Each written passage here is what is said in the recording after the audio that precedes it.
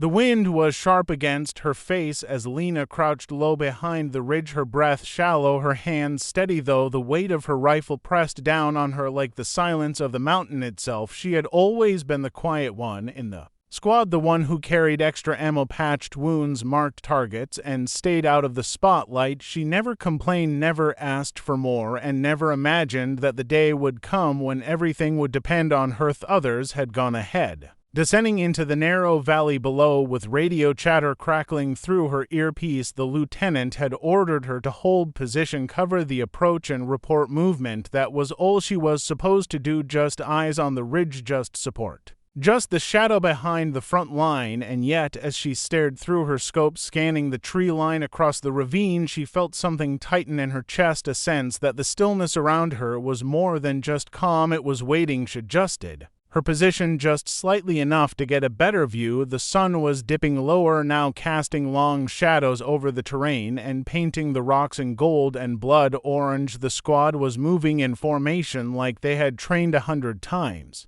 Their steps careful, their heads on a swivel, but they didn't see what she saw, not yet, not from where they wearied first. It was a flicker, a shimmer of something wrong between the trees across the ravine. The light bent to oddly in one spot, then another, and suddenly she knew. Her gut screamed it before her brain could catch up. Snipers, cloaked, hidden, trained on her squad, and none of them knew. Her fingers moved without thought, bringing the scope into focus, adjusting for range, adjusting for wind. Her heart pounded, but her breathing stayed calm, a skill drilled into her from weeks of repetition, from nights spent watching others become heroes, while she remained a shadow. She whispered into the columns, her voice low and urgent. Movement on the ridge left side, 6 o'clock. Possible snipers. Nobody answered. They were too far, too deep already into the trap. First shot came not from her but from the trees. It cracked through the air like a whip, and she watched in horror as one of her teammates dropped to the ground motionless. The rest scattered, diving for cover, returning fire blindly, unsure where the danger was coming from. She could have stayed down, could have radioed for help or waited for orders, but something had changed.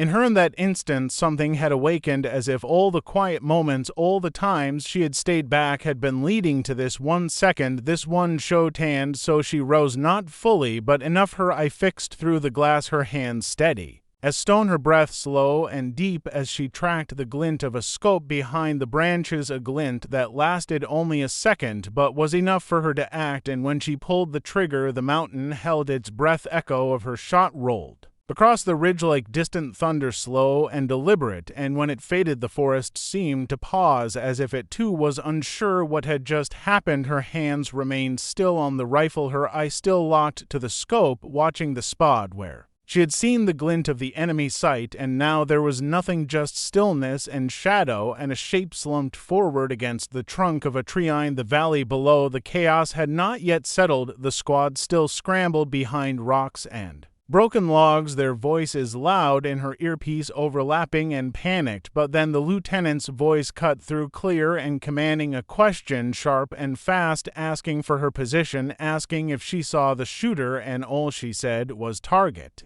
Down, her voice was steady, colder than she expected even to herself, as if someone else had spoken the words through her lips. She had not been trained for this, not truly, not for the taking of a life, not for the moment when support became the front line, when everything that came after would feel heavier because of what had come before. She didn't move right away, not until the lieutenant ordered her to relocate to higher ground, cover their retreat, and then her body obeyed, climbing silently along the side of the ridge, her rifle close to her chest, boots pressing carefully into the dirt. She reached the next outcrop just as another shot rang out from the opposite end of the valley, and this one she didn't see coming. This one clipped the edge of the stone next to her face and filled the air with splinters of rock and dust. She dropped low, instinct taking over, heart pounding faster now, but her mind stayed clear, searching, scanning, eyes darting from shadow to shadow. There were more of them, she realized, at least to maybe 3, and they had prepared this trap long before the squad had Aravet in the comms. The voices returned, but now they were asking for her again, asking for eyes, asking for guidance because they trusted her now. Whether they said it or not, they knew she had seen what they had missed and that she had acted before any of them could, and now she was their only chance to get out. Alavesh crawled forward inch by inch, using the curve of the ridge to her advantage, keeping low, moving slow until she had the angle she needed. Through her scope, she spotted the second shooter perched above a split in the trees, his rifle trained downward. Unaware of her position, she inhaled slowly, and the sound of the forest vanished around her. Just the thrum of her heartbeat, just the memory of every lesson, every failure, every time she had been overlooked and pushed as a dend. Then she squeezed the trigger again. The recoil snapped against her shoulder, but her hands held firm. Her breath left her lungs in silence, and once again the mountain echoed her answer. This time, when the voice returned in her earpiece, it was different. It was quiet with awe, and the only words spoken were, "We see you now." The sun was slipping below the edge of the ridge now, casting long streaks of gold and ash across the valley, and as Lena adjusted her position again, she felt the weight of the silence pressing in on her. The squad was regrouping below, voices coming through her earpiece in short, tense bursts, but no one was shouting anymore. No one was frantic now. They were moving with purpose, and they were looking up to the ridge because they knew someone was watching over them. Lena kept her eyes on the tree line, scanning for movement. She knew there was at least one more out there, maybe more, maybe watching her the way she was watching them. This game of shadows and silence was not over yet, and she could feel it in the way the wind moved through the trees, in the way her fingers stayed curled tight around the grip of her rifle. A rustle to the right, too sharp, too fast, not wind. She shifted slowly, barely a breath in her movement, and found the shape tucked into the brush, low, flat, nearly invisible, but not to her, not anymore. She had learned to read the signs, to trust the quiet details that others missed, and now it was instinct. Their finger hovered over the trigger for only a moment, a flicker of doubt passing through her like smoke. Was it really another shooter? Was it just an animal, a trick of the light? But then she saw the barrel shift, saw the faintest shimmer of glass, and that was enough. She fired once, the sound splitting the air like it had teeth. Shape dropped instantly, no return. Fire, no scream, just gone, and with it a wave of tension left her chest, but only for a moment, because now the valley had changed, the trap had failed, and whoever had set it would know. If Lieutenant's voice came through again, this time calm, steady. "Good work, sniper confirmed. Secure the perimeter." And Lena blinked at the word he used, sniper. No one had ever called her that before. She had always been support, always the one in the back carrying the weight, but now they said it like it belonged to her, like she had earned. A squad began to move again, spreading out, checking the trees, marking the edge of the ambush site, and Lena kept her overwatch high and clear, scanning for stragglers, for signs of movement, for anything that didn't belong. And deep down she knew this wasn't just about this fight anymore. It was something else, something changing inside her with every shot, with every call for her by name. And then she heard it, a crackle on a different channel, unfamiliar voices, low, urgent, not from her squad, not friendly. She adjusted the receiver, catching fragments enough to understand there were more coming. They were not finished, not yet, and the ridge would soon become a battlefield again. She whispered into the mic, her voice low and steady. "New contacts inbound, unknown number, recommend fallback position." And this time the lieutenant didn't hesitate, didn't question her. He just said, "Copy that, lead the way." And just like that, she wasn't support anymore. She was the point.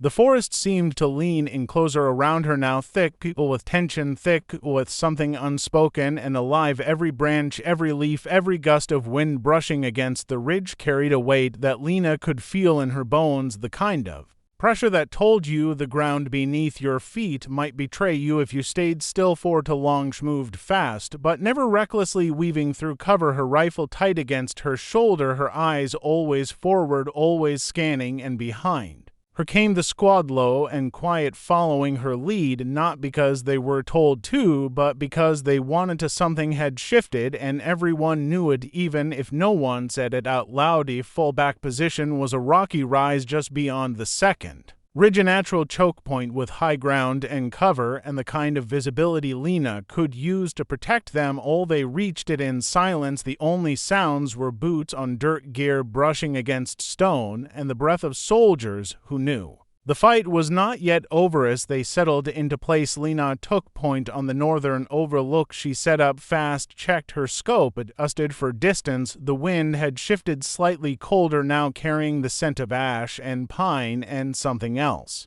Something sharp and metallic, and wrung the air before a storm. Her headset crackled again, voices overlapping. A signal burst from the enemy side, coded fast and sharp. She couldn't break it, but the urgency was clear. They were regrouping, they knew. Their ambush had failed, and now they were coming in 4. Chesh marked the direction, called it out. West approach, 3 clicks movement in formation, likely a squad or more, and then she watched as the lieutenant repeated her assessment as if it were his own, but no one missed where the intel came from. No one missed who had seen first, who had spoken first. Ridge grew still again, but it was the kind of stillness that always came before the storm. Every soldier felt it, every eye was wide, every hand tight on a weapon, and Lena kept her scope trained west, waiting, listening, breathing like she had done 100 times before, but never like this, never with lives hanging so close to the edge. And then they appeared, shadows at first, then forms, cutting through the trees low and fast, their weapons raised, their movements clean. These were no amateurs, they came with purpose and precision, and Lena counted 7 in the lead, more behind. She called it out, took the shot before anyone else moved,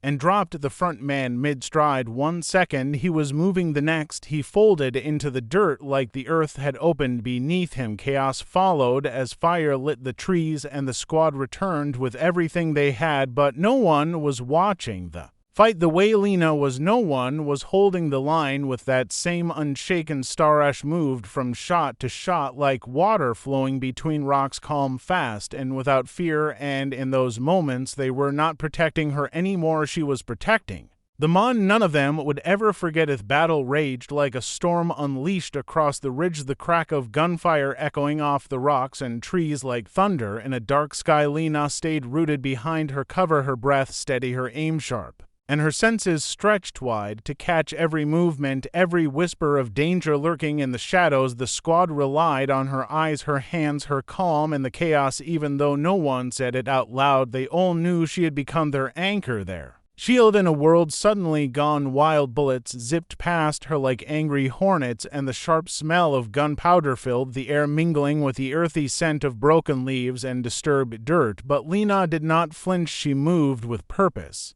Each shot deliberate, each breath controlled, and every moment that passed felt like a heartbeat closer to either victory or loss. Her teammates pushed forward under the cover of her rifle fire, creeping along the ridge, picking off threats as they came. But it was Lena who held the high ground, who watched the perimeter, who caught the enemy slipping, trying to flank them or disappear into the forest like ghosts. She spotted one crouching near a fallen tree, taking aim, and before he could pull the trigger, she was already there, sending a bullet through the barrel of his rifle and silencing him forever. The squad was battered but alive, and every time one of them looked up at her, there was a new kind of respect in their eyes, a recognition that the quiet support who had never asked for glory had become their lifeline and their hope. The mountain had held its breath for her, and now she was holding them all together. But Lena knew this fight was not over, not yet, because somewhere in the thick of the forest another presence was watching, waiting, calculating, and that thought sent a shiver through her like cold water down her spine. She tightened her grip and kept scanning the dark edges of the trees, waiting for the next shadow